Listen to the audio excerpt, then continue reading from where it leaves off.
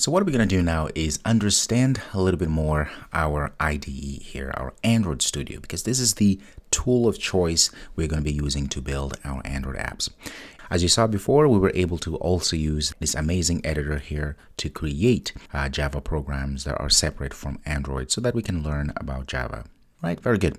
So at this point here, we are still in Java. So if I open my panel project here, so click on project, you can see that we have two packages. There's this app package and we have learn.java package. Okay, so now that we've done, per se, quote unquote, learning about Java, we're going to go back to our app.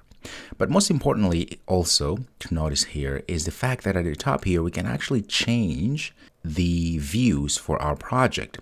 Okay, so if I click on project here, notice you're going to show the project layout here. Okay, but if I keep going here, if I go to say Android at the bottom here, it will just show the Android part of things, meaning now I can come down here and you can see we still have our Java part inside of Android and so forth, right? So this is usually what you want to be at, especially when you want to see the Android hierarchy, the Android tree of our app. You can still see this Learn Java module that we created so that we could learn about Java.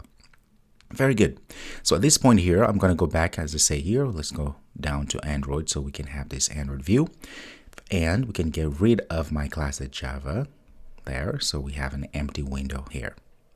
Okay, so while I'm under Android, I can come down and go to also projects. So I can just look at the Android project if you want to do so. Okay, so there's a lot of things here. You can see we still have that app folder, which has the build folder, libs for library, and have the resource folders there. Okay, so at this point here, I just want to show a little bit of our editor here because there's a lot of things going on. So first of all, let's go back to our Android. Doesn't really matter at this point, but it's always nice to have this Android there.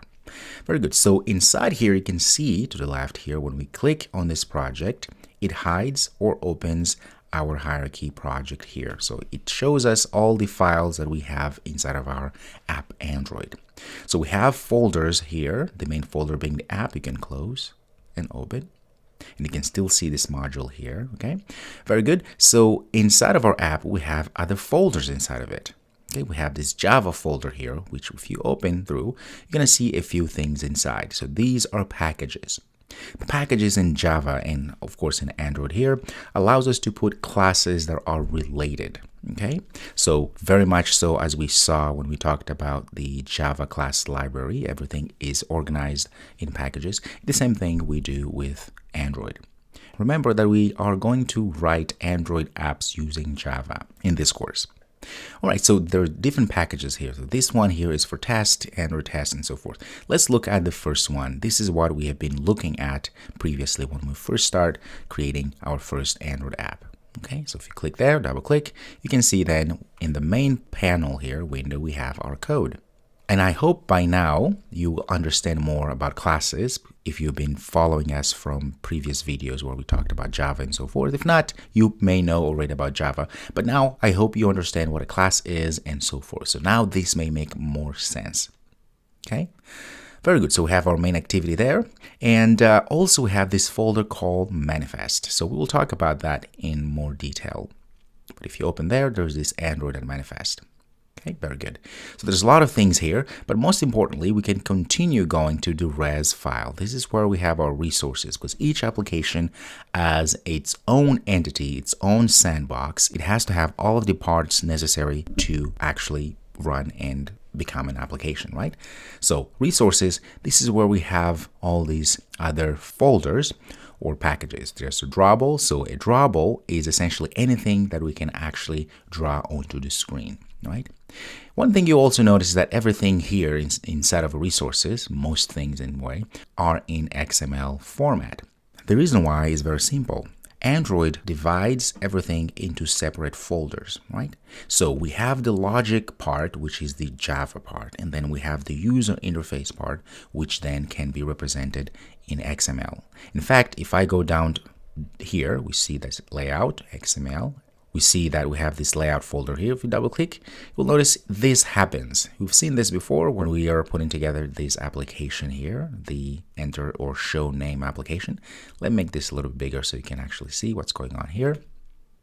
Let me get rid of the attributes so you can see there. Okay, so what's happening here is that this is the visual representation of our application, of our app. Now, there's a lot going on here, but let's start dissecting one thing at a time. First of all, as I explained before, everything that pertains to user interface, meaning everything that you can actually see, such as this, right, is rendered as an XML. You may say, well, okay, how do I see that XML then, right? This code that is used to actually render this. Well, if you come at the bottom here, notice we have this text there. If you click on text, and all of a sudden you have the actual XML. So XML is another language per se that allows us to describe our user interface. It's very interesting how this works because as you can see here, we have all this code that may seem very hard or very foreign to us. But really, it's not that hard. What's happening here is, like I said, we are structuring our user interface so that it shows up like this to the right. So now you can see the moment you click the text, as we did here, now we have this panel here to the left that is pure XML.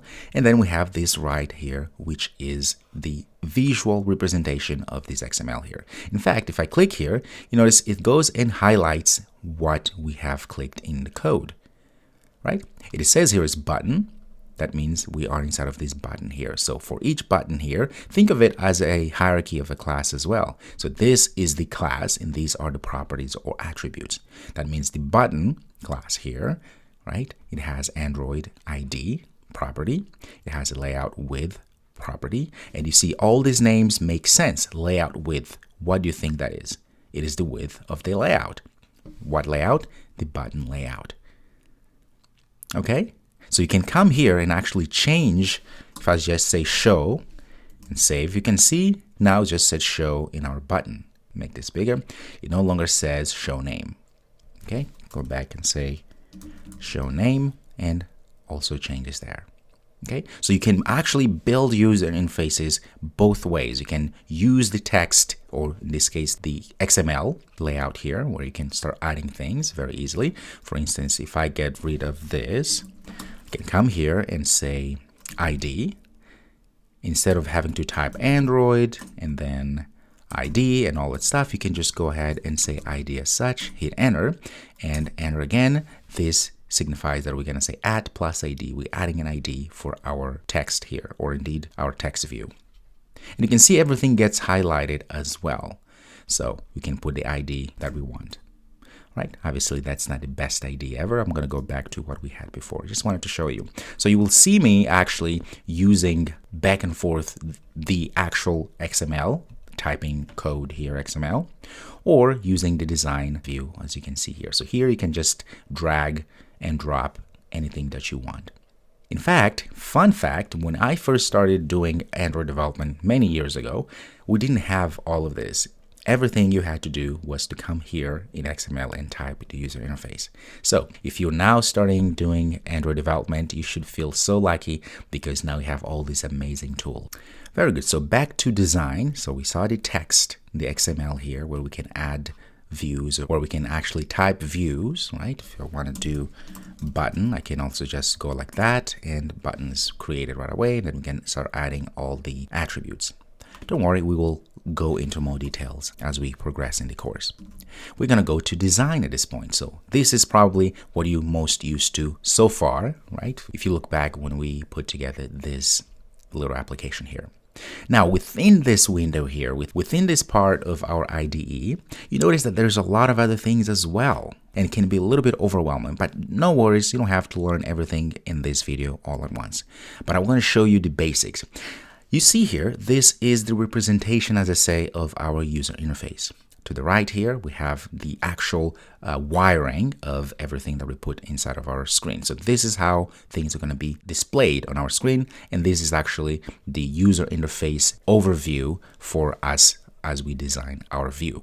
Okay, so now here, as you saw before, we can drag and drop all of these widgets in our palette here. Okay, so in our palette to the right, you can see we have text. So if you click on this common, as you say here, this is a common palette here. So if you click on text, it's going to give you all of these different text widgets that we can actually drag and drop into our view. All right. Very good. So there's different kinds. And if you want a button, of course, you come down to button here. Or if you are pressed in time, you can always come down here and search, right? You can say, for instance, you want a button, just start typing button, and it gives you all the different flavors of buttons. If you want text, you do that, and all the different flavors of text. Okay? But then you have other widgets. These are a little bit more composed widgets, such as views and image views, web views, and so forth. You have layouts. We will talk about more about layouts. There's constraints, which we've used before. These are the constraints that you can constrain all these widgets within the screen. Okay, there's containers and so many other things. And at the bottom here, the beauty is we also have this thing called component tree. What component tree does, it shows the tree of our user interface. So as we add things, we should have some sort of way in which we can know exactly how are all these widgets related to one another. In this case here, notice we have the constraint. Constraint meaning, as you can see, this is highlighted, right? The surrounding of our view here. And then inside, we have the button. It tells you exactly there it is a button, and it highlights everything as we click them. Go to the text view, the bottom, and the edit text, there it is. Okay? So it shows us everything that is inside this tree of widgets that we've put forth. All right, so I'll stop here for now because I know this may be a little bit overwhelming, but as you see, it's not that bad, at least the basics. So in the next video, we'll continue talking about a little bit more Android Studio here. That way we understand a little bit more of what things that we can do here. Like I said, obviously there's a lot more we can do with this IDE, but I just want to get you a little bit more familiar with this IDE before we start actually doing Android development. All right, perfect. I'll see you next.